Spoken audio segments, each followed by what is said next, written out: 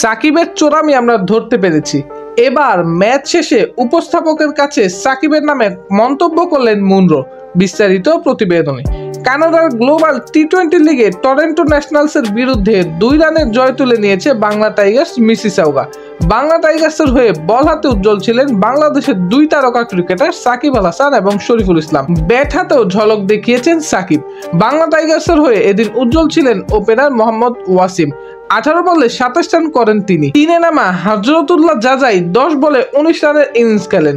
এছাড়া রহমতুল্লাহ গুরবাজ খেলেন 26 বলে 24 রানের ইনিংস। শেষ দিকে ব্যাট হাতে জ্বলে ওঠেন দলের অধিনায়ক সাকিব আল হাসান।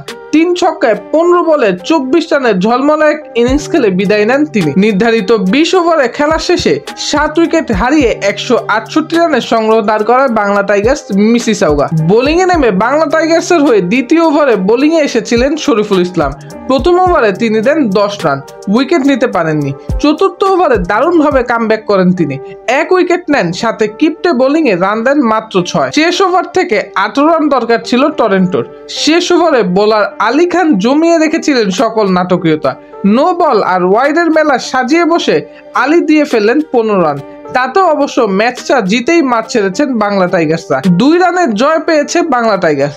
টরন্টো থামে 166 রানে। ম্যাচ শেষে টরন্টোর ক্যাপ্টেন উপস্থাপকের কাছে সাকিবের ব্যাপারে বললেন বিস্ফোরক তথ্য। বললেন, সাকিব যে চোরামিটা শেষ ওভারে করেছে সেটি আমরা ধরে ফেলেছি।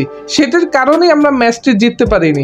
বলারকে বিশেষভাবে কিছু শিখিয়ে দেওয়ার কথাও আমরা টের পেয়েছি, যার কারণে আমাদের ব্যাটার শেষে খেলতে পারেননি। আমাদের ব্যাটার যদি শেষে খেলতে পারতো তাহলে আমরা ম্যাচটা অবশ্যই জিতে যেতাম। সুপ্রিয় দর্শক, ক্যাপ্টেন মুনরোর এমন কথার সাথে আপনার মতামত কি তা অবশ্যই কমেন্ট করে জানাতে ভুলবেন না।